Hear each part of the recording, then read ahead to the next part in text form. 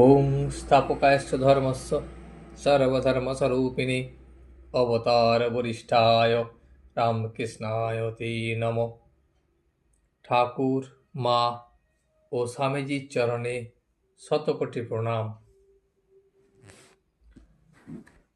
আজ ঠাকুর শ্রী রামকৃষ্ণ যখন দক্ষিণেশ্বরে আসিয়াছিলেন, তার কি ভাব হয়েছিল তাই আজ পাঠ করব। দক্ষিণেশ্বরের মন্দিরে শ্রী রামকৃষ্ণ। গদাধর কলিকাতায় আগমন করিয়া প্রথমে রামকুমারের চতুষ্পাটি আহিরিতোলার নাথের বাগানে উঠিলেন। তার কিছুদিন পর ঝামাপুকুরে আসিয়া নিজ মনমত পূজাদি কার্য পাইয়া উহা সানন্দে সমাপন করিয়া অগ্রজের সেবা ও তাহার নিকটে কিছু কিছু পাঠাভ্যাস করিতে লাগিলেন।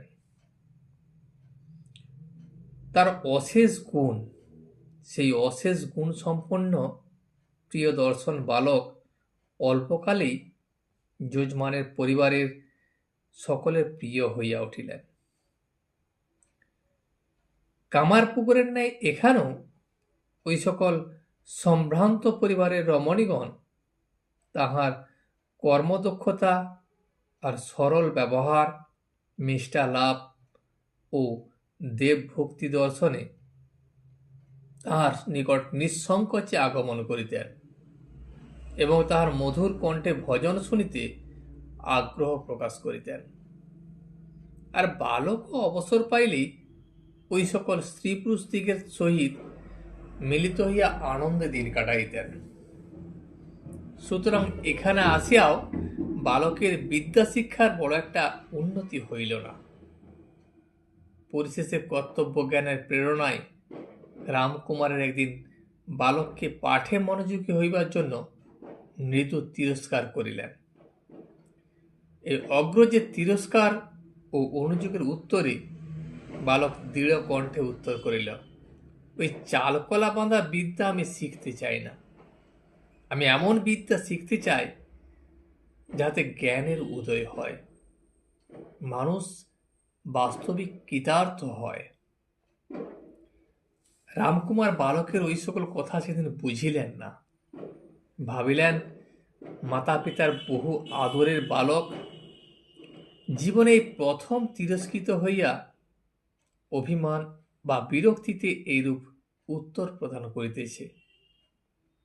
ভগবানে নির্ভরশীল রামকুমার নিরুপর হইয়া পূর্বোক্ত চিন্তা হইতে মনকে ফিরাইয়া যাহা এতকাল করিয়া আসিতেছেন তাহাই ভগ্ন হৃদয় করিয়া যাইতে লাগিলেন।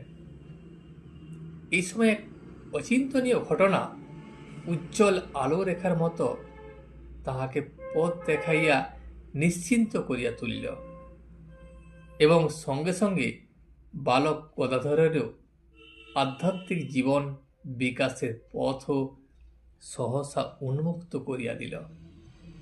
আমরা এখন সেই ঘটনারই অনুসরণ করিব। কলিকাতার দক্ষিণাংশে জানবাজার নামক পল্লীতে মাহিষ্য কুল সম্ভূতা প্রথিত কীর্তি রানী রাসমণির নিবাস ছিল।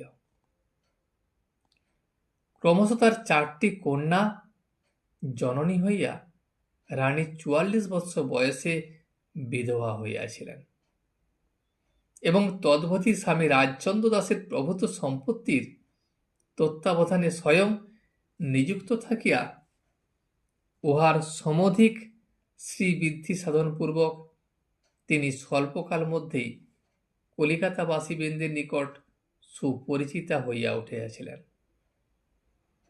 কেবলমাত্র বিষয়কর্ম পরিচালনার দক্ষতা দেখাইয়া তিনি যশস্বিনী হন নাই, কিন্তু তাহার ঈশ্বর বিশ্বাস, ওজস্বিতা ও দরিদ্র দিগের প্রতি নিরন্তর সহানুভূতি, তাহার অজস্র দান, অকাতর অন্নব্যয় প্রভৃতি অনুষ্ঠানসমূহ তাহাকে সকলের বিশেষ প্রিয় করিয়া তুলিয়াছিল।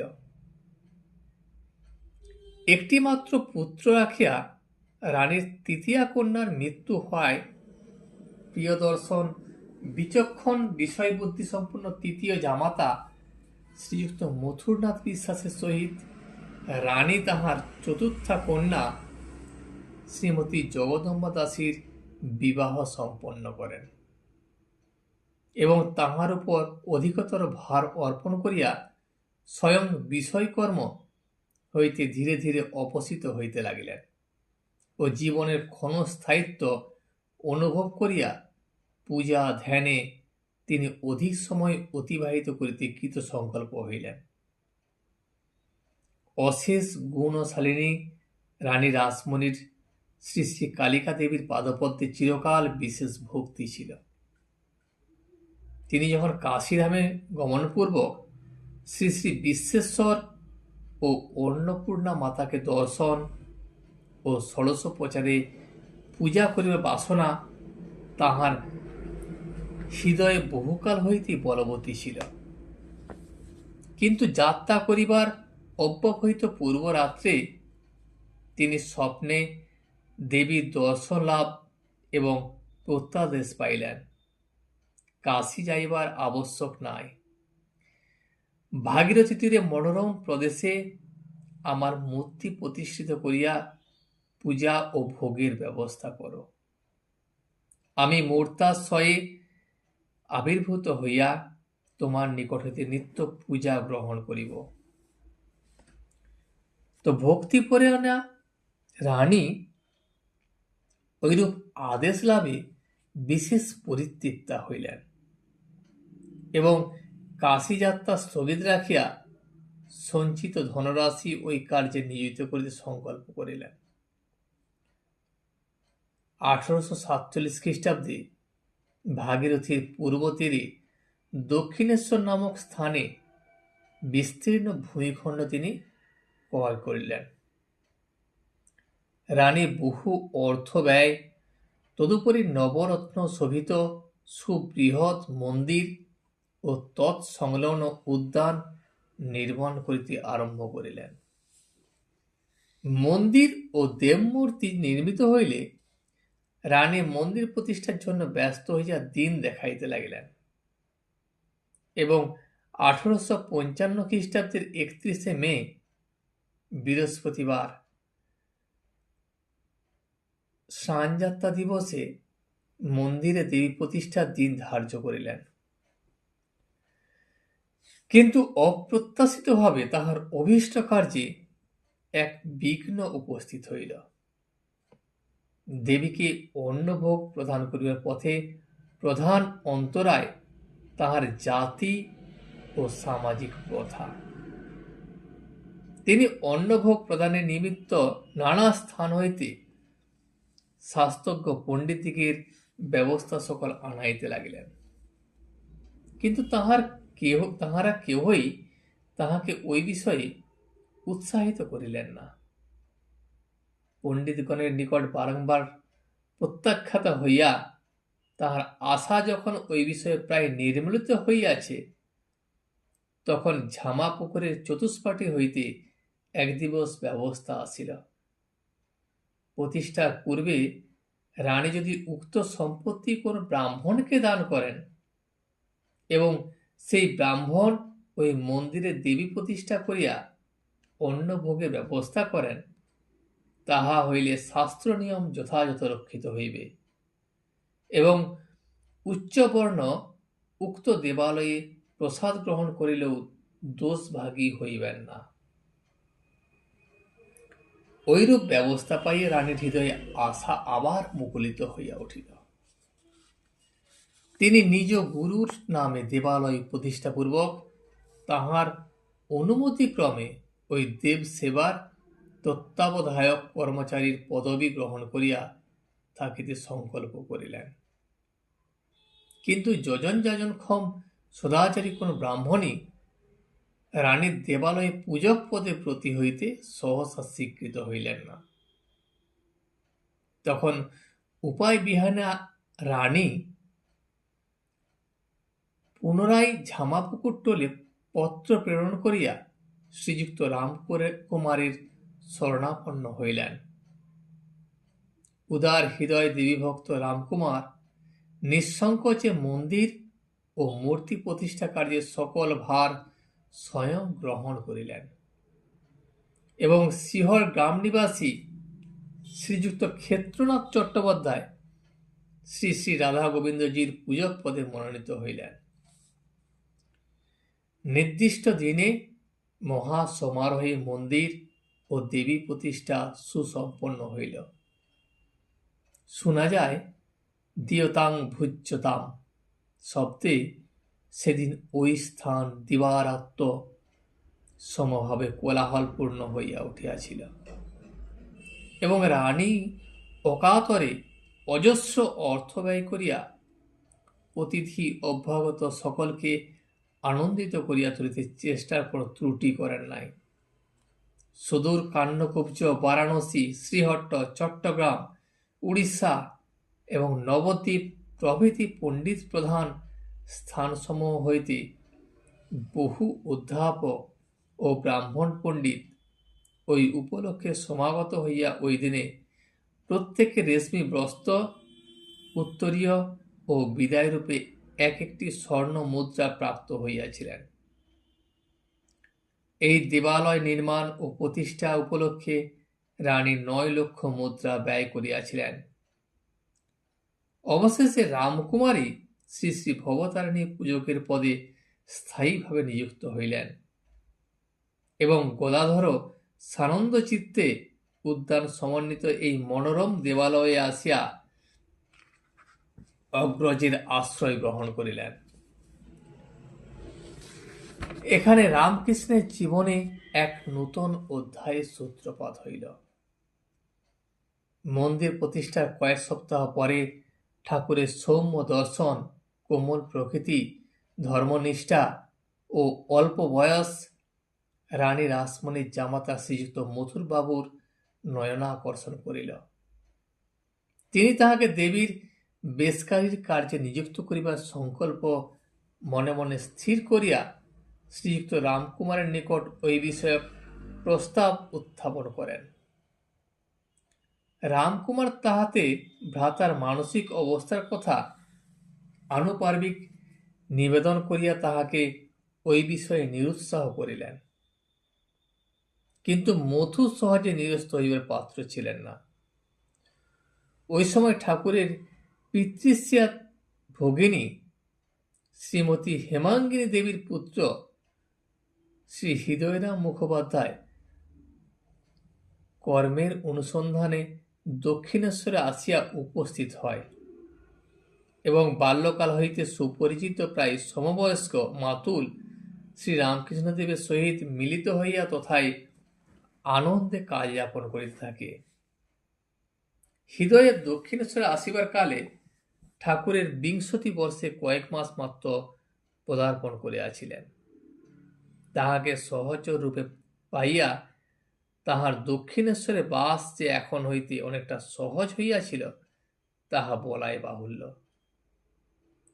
চিরকাল বাল স্বভাবাপন্ন শ্রী রামকৃষ্ণদেবের সাধারণ নয়নে নিষ্কারণ চেষ্টা সকলের প্রতিবাদ না করিয়া সর্বদা অন্তঃকরণে অনুমোদন ও সহানুভূতি করায় হৃদয় এখন হইতে তাহার বিশেষ প্রিয় হইয়া উঠিয়াছিল। এই সময় একদিন মূর্তি গঠন করিয়া ঠাকুরের শিব পূজা করতে ইচ্ছা হয়। তিনি গঙ্গা গর্ভ হইতে মৃত্তিকা আহরণ করিয়া বৃষ, ডমরু ও ত্রিশূল সহিত একটি শিব মূর্তি স্বহস্তে গঠন করিয়া উহা পূজা করিতে লাগিলেন। মথুরবাবু ওই সময় ইতস্তত বেড়াইতে বেড়াইতে মূর্তিটি দেখিয়া বিস্মিত হইলেন এবং কৌতূহল পরবশ হইয়া তিনি হৃদয়কে জিজ্ঞাসা করিলেন, এ মূর্তি কোথায় পাইলে? কে গড়িয়াছে? হৃদয়ের উত্তরে ঠাকুরই উহা স্বহস্তে গড়িয়াছেন জানতে পারিয়া তিনি চমৎকৃত হইলেন এবং পূজান্তে মূর্তি তাহাকে দিবার জন্য অনুরোধ করিলেন। মূর্তিটি হস্তে পাইয়া মথুর স্বয়ং মুক্ত হইয়া রানীকে উহা দেখাইতে পাঠাইলেন। ঠাকুর উহা গড়িয়াছেন জানিয়া মথুরের ন্যায় রানীও বিস্ময় প্রকাশ করিলেন। ঠাকুরের এই নূতন গুণপনার পরিচয় পাইয়া তাহাকে দেবালয়ে কার্যে নিযুক্ত করিতে মথুরের যে ইচ্ছা হইয়াছিল তাহা অধিকতর বলবর্তী হইল। অগ্রজের নিকট হইতে মথুরবাবুর অভিপ্রায় জানিতে পারিয়া ঠাকুর যতটা পারেন তাহার চক্ষুর অন্তরালে থাকিবার চেষ্টা করিতেন। একদিন মথুরবাবু কালী মন্দিরে দর্শনাদি করিতে আসিয়া কিছুদিনে ঠাকুরকে দেখিতে পাইয়া তাহাকে ডাকিয়া পাঠাইলেন।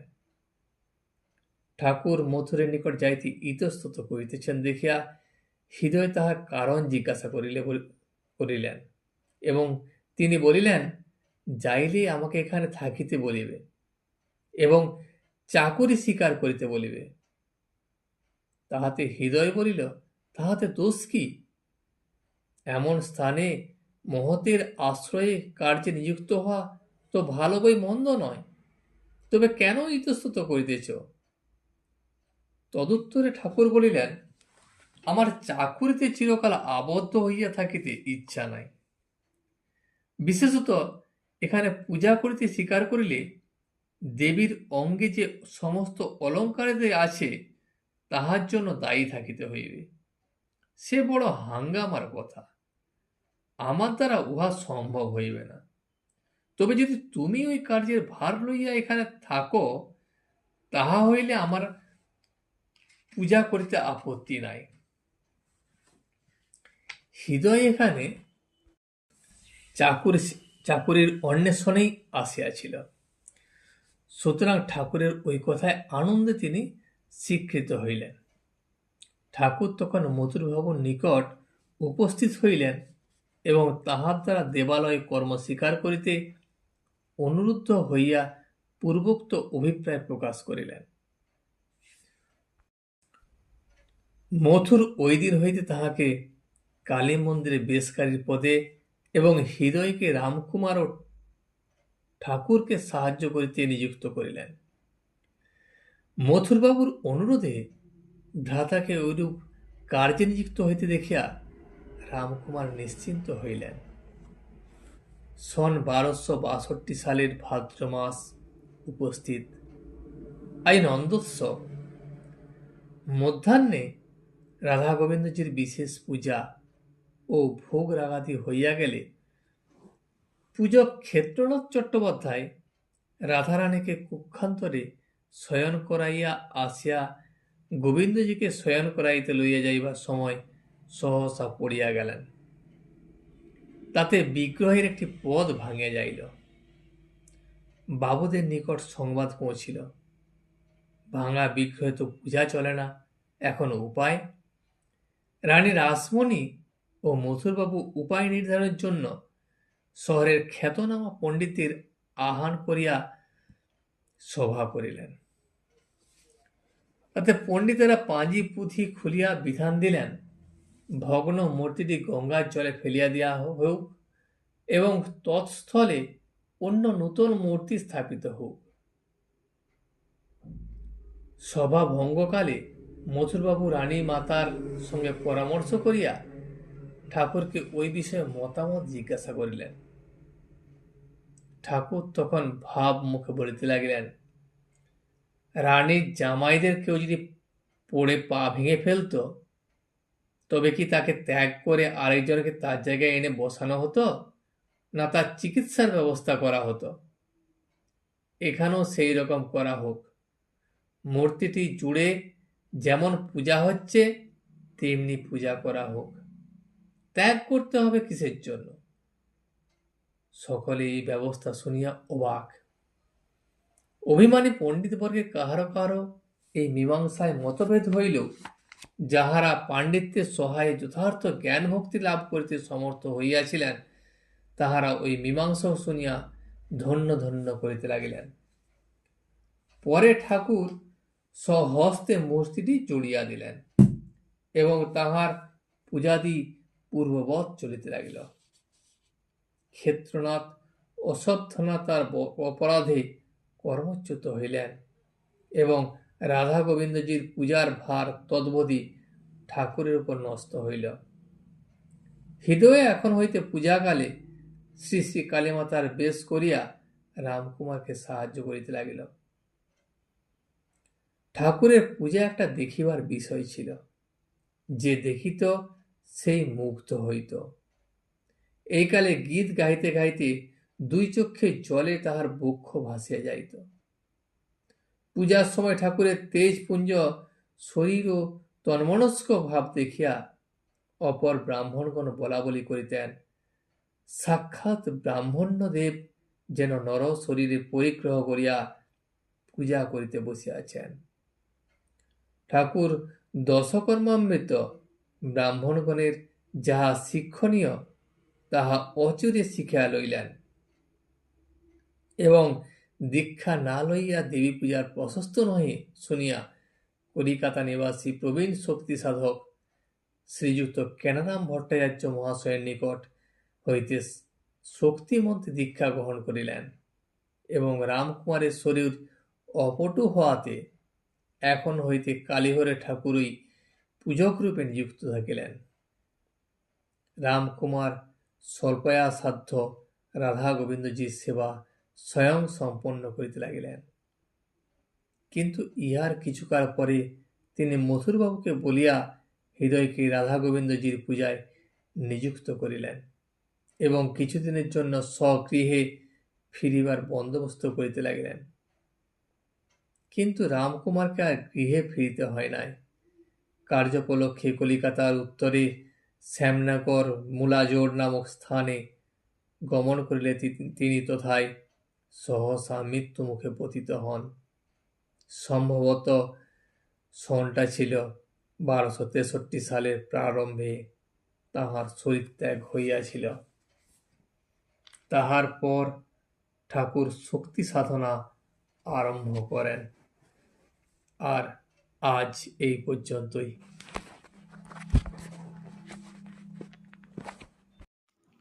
ভিডিওটি শেষ পর্যন্ত দেখার জন্য আপনাকে অসংখ্য ধন্যবাদ। ভিডিওটি যদি আপনার ভালো লেগে থাকে তাহলে একটা লাইক, কমেন্ট এবং বন্ধুর সাথে শেয়ার করে দেবেন। সাবস্ক্রাইব করে পাশে থাকা বেল আইকনটি বাজিয়ে দেবেন, যাতে আপনাদের নতুন ভিডিওগুলি সর্বপ্রথম আপনার কাছে পৌঁছে যায়। জয় শ্রী রামকৃষ্ণ, জয় শ্রী রামকৃষ্ণ, জয় শ্রী রামকৃষ্ণ।